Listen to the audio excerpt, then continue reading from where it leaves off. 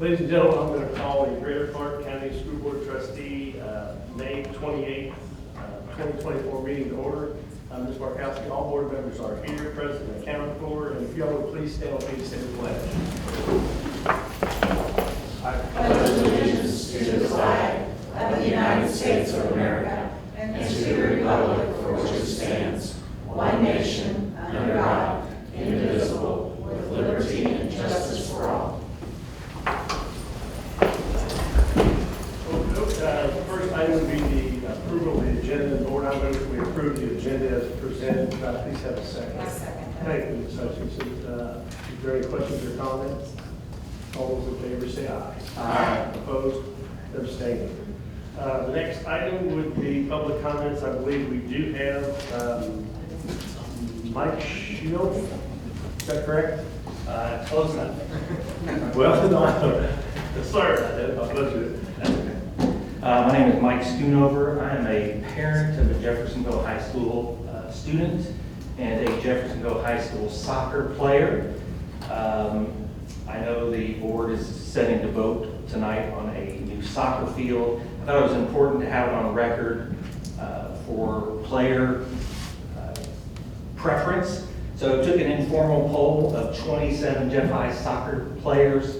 25 of them out of 27 said they would prefer to keep a grass field.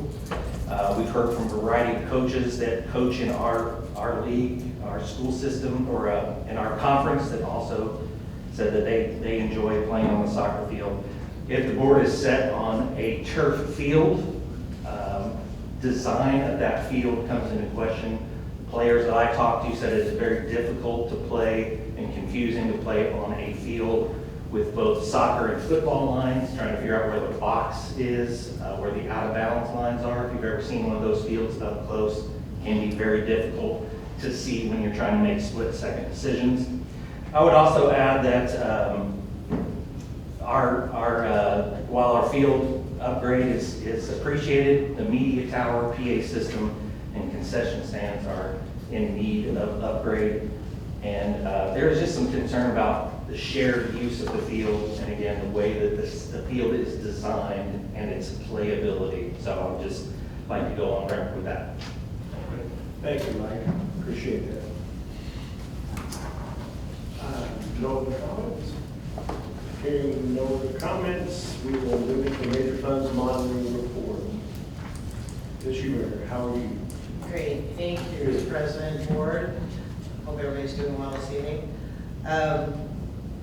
Tonight we're going through the April 30th month-end cash balances in June. I'm sorry, yes, June. It was June already. Second meeting in June, we'll go through the May balances in July. The June balances that sets our position for the budget that's coming down the pipe. So we usually have a lot of discussion in August about the budget, and we will be doing several transfers as resoluted in the previous budget that you approved the transfer from education to operation. Plus we received our tax money in June, so that's why we go over that monitoring report in June. I'll also bring back all of the reports that are in consent into that time frame. So we'll be going through those reports so that way you can see how we're going to set our position for the budget. So I just kind of want to make that clear. But for April, you can see our trends are trending way better than the previous year. For the education fund, we are sitting with a $13.1 million balance. In operations, a negative $470,000 negative cash balance. Debt service 4.1, pension fund 614,000, and your rainy day at 10.1 million to the positive. Compared to last year, let's note that, let's go backwards on your rainy day fund. In April of last year, within 1 year, you went from $5 million up to $10.1 million. So we've hit the initial goal, but this district can continue to still move forward in assessing that and improving on that. We won't forget when we have an opportunity, we will. The pension and the debt service are pretty consistent on how we're by law allowed to ask for cash balance of percentage of future payments in order to reduce the end of the life of the loans. So that's what that does. But if you focus in on the operations fund, we were negative $1.9 million. So we're trending way better. So that's your significant sign. We are handling a lot of repairs through our bond issuances that have been left on the buildings for so many years. That's what we understand that we're doing. And then you're doing better in the education fund, which is why we are focusing in on the mission of getting the money into the classroom, how we were able to take a look at what we were doing for teachers. So having that been said, I will entertain questions this evening on. Ms. Huber, could you remind the audience why that runs in the red as far as the operations? Yeah, so we do two things in June and in December. So all the taxpayers are due to pay their tax bills in May, and it's distributed by the county to the entities in June. And then in November, they're also billed for the second installment, and they distribute to all the taxing units in December. So because we have an overall cash balance, we do not have to do tax anticipation warrants. We have enough cash, especially in the rainy day, to carry that fund in the emergency. In addition, the education fund has a section, we go back to when it was a general fund, all of these things were charged in that general fund, and a portion of it actually belongs to the operations fund. So we are moving those monies, and that all occurs in June, and that resolution is approved every budget on the total amount for the year, which is not to be done more than every 6 months. So every 6 months is when I make that transaction. You will see that on your docket, and you will see your cash monitoring reports, and hence that's why I put them all back in, so you can see everything. Thank you very much. Okay, next item is consent agenda. Do I have a motion for the approval of the consent agenda? I will be approved. Thank you, Ms. Hutchinson. I believe we have a second. Ms. Perkins, thank you. Are there any questions or comments? I know we've been through and talked a little bit, but we're good. Okay, hearing none, all those in favor say aye. Aye. Opposed and abstained. Okay. As part of the consent agenda and the personnel report, I want to welcome Mindy Dablow as the new principal of New Washington Elementary School. Mindy has extensive experience as an administrator, principal, and we welcome her back to Greater Clark. You want to say anything real quick, Mindy? Oh, sure. Good evening, Mr. President, members of the board, and everyone here tonight. I just want to thank you for this opportunity. I'm so excited to be returning to Greater Clark, and even more excited to work with the New Washington community. I've already got plans to go to a PTO meeting tomorrow night, so I am ready to hit the ground running, and just looking forward to meeting all of you and working with everyone here in Greater Clark. Thank you. Thank you.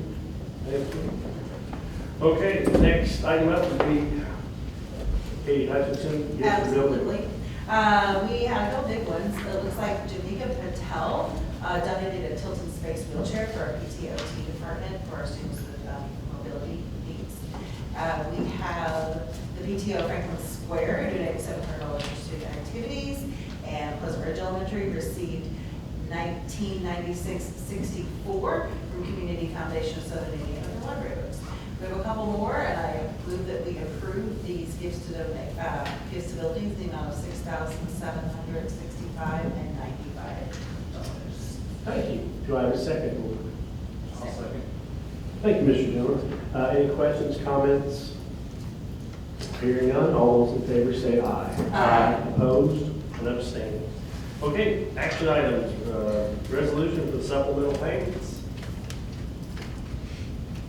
How are you? I'm doing well, how are you? Good, thank you. Good. Attached, we have some supplemental payments for our virtual academy teachers, coaching positions for the middle school sports that we added, along with some of the athletic tournament duties. So we're hoping this kind of wraps us up for the year. These have been discussed with Samantha, here's our GCCS president. Awesome. Thank you. Board, I move we approve the supplemental payments as presented by Mrs. Hill. I'll second that. Thank you, Mr. Hall. Are there any questions or concerns? Hearing none, all those in favor say aye. Aye. Opposed? And abstaining. Thank you. Thank you. Okay, E-fund agreement with E-funds for schools. Good to see you. Thank you, Mr. President. This right here, not to be confused with like any other e-funding that we might be getting, from the federal government that we engage with. This is actually a process on allowing for payments to be made by the parent to integrate with our new student fee system. And the types of fees, as you well know, that the Indiana school districts no longer charge for textbook rental, but they would be able to pay for any lost or damaged Chromebooks, books, restitution, any damage to the schools. That all can be paid through this program. And this software, we're looking to ask if we could engage with this company with a fee, annual licensing fee of $350. No other fees would be incurred by the district, so I just wanted to share that. So that should be the maximum limit. This is considerably smaller than what other software that we've used to process fees. So we still want to give that opportunity to parents to be able to pay online. So it's my recommendation for accept the contract between Greater Clark and E-funds. Okay, board, do I have a motion for that approval? Recommend we approve the agreement. Thank you, Mr. Freeman. Do I have a second? Second. Thank you, Ms. Mustaine. Any questions or comments from Ms. Schubringer? Hearing none, all those in favor say aye. Aye. Opposed? Abstained. Okay, next item up would be the MOPES contract. Attached to the contract for the turf project is outlined in the approved 5-year capital plan. The contract with Wilson is approved for the Wilson Center, our co-op purchasing partner. The project will include turf for baseball, outfield, and soccer fields at JHS, fencing, annual deep cleaning, maintenance plan, and concrete pads for team seating. We plan on coming back and putting some nice seatings for the team on that field as well, which most doesn't do. We handle that, and it is in the project. The project is budgeted and funded with the 2024 bond issuance. I recommend that the Board of Trustees approve the votes contract for turf at JHS baseball outfield and soccer field. Board, do I have a motion for that approval? I move we approve the cost contract for JHS outfield and soccer. Okay, and I'll second that. Any questions or comments? I'll make a couple of additional Sure. comments on Sure. on I what know. Laura I said. think we have several. I think one thing, there's been a lot of questions about this project. I want everybody to understand and put it on record that that field will still be prioritized by the soccer team. Soccer will have priority over that field. That will not change. The whole idea of the concept of turfing that field is that when soccer isn't using it, what other groups or teams can use it? Whether it's the band, whether it's freshman JV football, but soccer will have total priority over scheduling that field, playing games, practice, everything. As far as the line issue, we've worked very hard with Moats, and certainly Nate can speak to this too, that the primary lines for that field will be soccer. There will be some subtle football lines, but it will not have the yard markers. It will not have the numbers. It'll basically have the 5-yard lines. I mean, basically that's all it will have. So, and those will be, I believe, it's a little light Very grayish. light. It's intended to be as minimal as possible. Yeah, very light grayish white. They're hardly noticeable. But the band could use them. The football team could use them. So I want to make that clear. And obviously, having a turf field, you don't have to worry about weather. You don't have to worry about maintenance. It's all set up, ready to go. And just the multi-use function of the field is very important. I think when you look at the Jeff High facility and the fact that we've built the new tennis facility, we're building the new natatorium. Because of how we built the tennis facility, there's less practice space. So the more multi-use fields we have out there, the better. And that's why we've recommended this project to the board. I'll also say, in a year or two, in the 5-year plan. When we build a soccer field out at Charlestown High School, which they don't have their own, right now they're currently playing on a turf football field for soccer. You know, the plan is to build a soccer field where Pleasant Ridge currently is. When the new school out there opens, we would build a soccer field there, and it would also be turf, very similar to this, you know, primarily for soccer, but it would have some secondary football lines, so it could be used by multiple groups. You know, so if you have any questions of me or Nate, you know, we've sat in all the meetings in terms of with moats and what we want this to look at. Like in terms of the center field logo, it'll be just like the football field, you know, center logo with big J.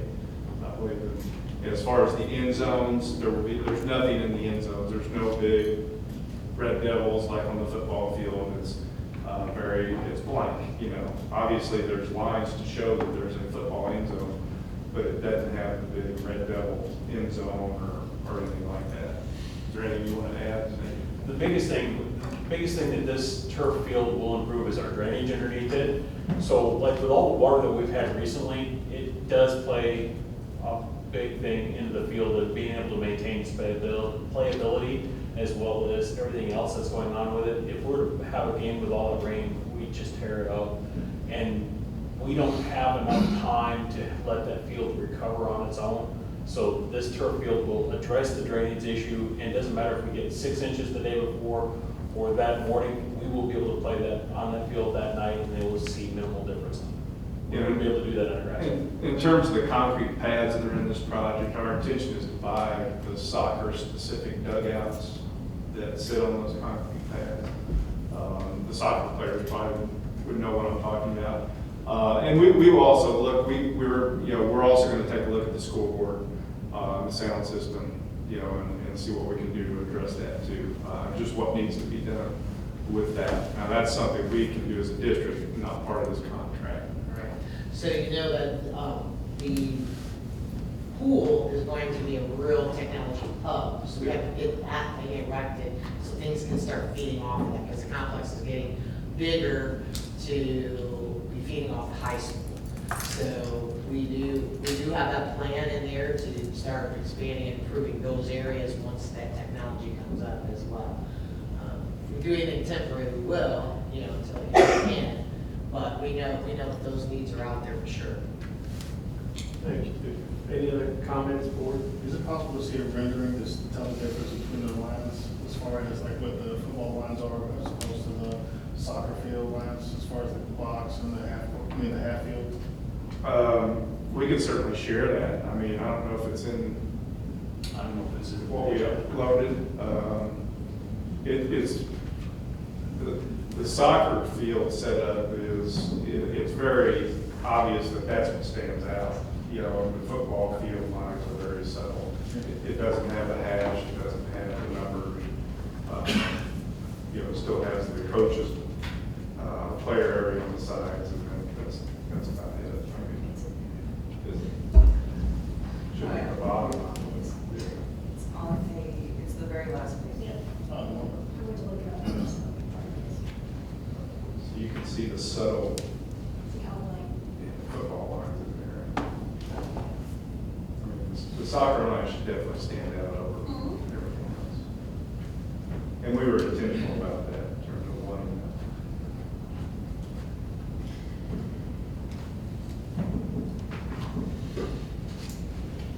Beautiful. We good? We'll steer back at it. All right. So, board, all those in favor of the approval of the motion? And I was gonna ask, you answer.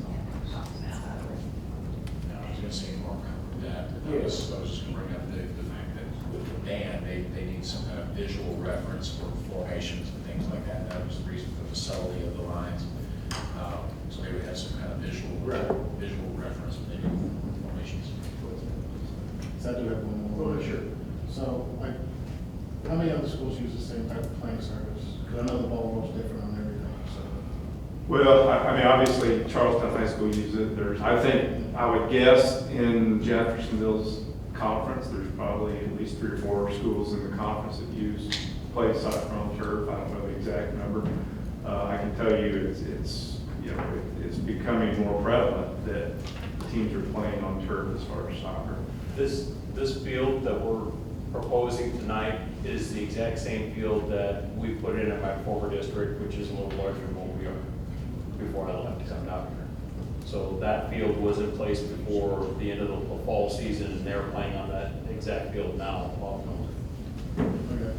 Just want to make sure, just because like one of the main gripes from, especially the U.S. women's team, was playing on turf fields as opposed to grass, because that's what the men's team plays on. So, I'm good. I get it. Any other? We good? Okay, all those in favor of the approval of the most contracts for turf, Jeffersonville baseball outfield and soccer field, say aye. Aye. Opposed or abstaining? Okay, let's move on. We got another most contract for turf. This is a little bit different. So we had the tennis courts put in, and in between the two tennis areas, we initially put rock in with full intention on that when Modes comes in to do the turfing for the soccer field, that they would be able to take care of that instead of paying for them to come out twice. So this is a really cost-saving measure to put in where the main walking is, mainly for coaches in between, anybody else, so that way we want to go in between. The other part is that they are going to be donating, if you could visualize Franklin Square in their playground, we have the board place, which we changed from the rubber tire that was in there, had that out. The other part is the other side of the sidewalk out back is grass, so to get in there and mow is not necessary. So they are going to be installing the turf on the backside, which are going to look to get shades because the 2018 bond will support those costs. So they have done a discount from $65,000 down to $32,000, I believe it was, to handle that as part of the donation, and they will be on site. So we're thankful for that. So it was my recommendation, the Board of Trustees approved Mode's contract for the turf at JHS Tennis and Franklin Square Play Area. All right, we'll go ahead and motion for that approval. I move to approve. Thank you, Ms. Hutchinson. Go ahead and second. I'll second. Thank you, Mr. Jones. Any questions or comments, Ms. Huber? Okay, hearing none, all those in favor say aye. Aye. Opposed or abstaining? Thank you. Thank you. Okay, we'll move right along. We are at board comments. I'm good. Congratulations, teachers, administrators, parents, and students for surviving and thriving in this moment. Certainly looking forward to commencements and next week and providing a good time. I do have something. If you've seen in the news that a local kid had passed away from drowning in Silver Creek, I want you to all keep his family in your prayers. If I don't think that he actually went to school with Red Clark, but I know his mother, his father, and his uncle all were Red Devils. So please keep his family in your prayers tonight. Ms. Burton? I just want to thank the teachers and all staff for what they did to get us through this year. It's awesome. I was fortunate enough to, I can't tell you all the retirements, but I got to go to the River Valley little celebration, and my friend Jeff Letcher retired. He was hired the same year I was. Unfortunately, he had more stamina than I did, and he stayed within it. But to that point, it was just, it was quite a crescendo to see somebody dedicate their life to teaching kids and just doing the work they did. He changed curriculum several times, at least in the industrial technology world, how it moved. And it was really cool. I'm just really proud of him. I'm glad he's moving on, and I'm still going to be he's working at the Louisville Bat Factory, giving tours in a teaching capacity, and he really loves baseball. So it's going to be a great thing for him. But thank you all for coming out. You soccer folks, thank you very much for your comments and understanding.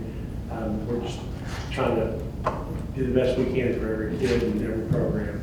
Sometimes it's hard, so thank you very much for your understanding. I just want to reiterate also that thanks to our teachers, parents, students, administrators for a pretty smooth end of the year. Things went pretty well the last 3 or 4 weeks of school. Sometimes that's not the case when you get down to the end of the year. So it was really nice to see this year.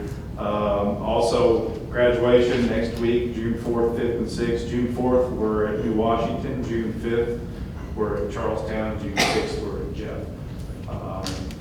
So looking forward to that. And also, it's hiring season. So, you know anybody out there that is looking for a teaching job, we are starting to pay $50,000 now, teaching-wise in Greater Clark, which is great. Top of the scale is $87,000. So, we also need classified staff. And so if you know anybody that's interested, have them contact Ms. Helton over there in Human Resources and get online and apply and fill out the application. Mr. Housen? Okay, board, I move that we adjourn. No, I move we adjourn. That's what I do. I move we adjourn. Ms. Hutchinson, would you please make a motion? I move we adjourn. Do I have a second? You can second. I second we adjourn. Yes. Any questions or comments? All those in favor say aye. Aye. We're good. Thanks.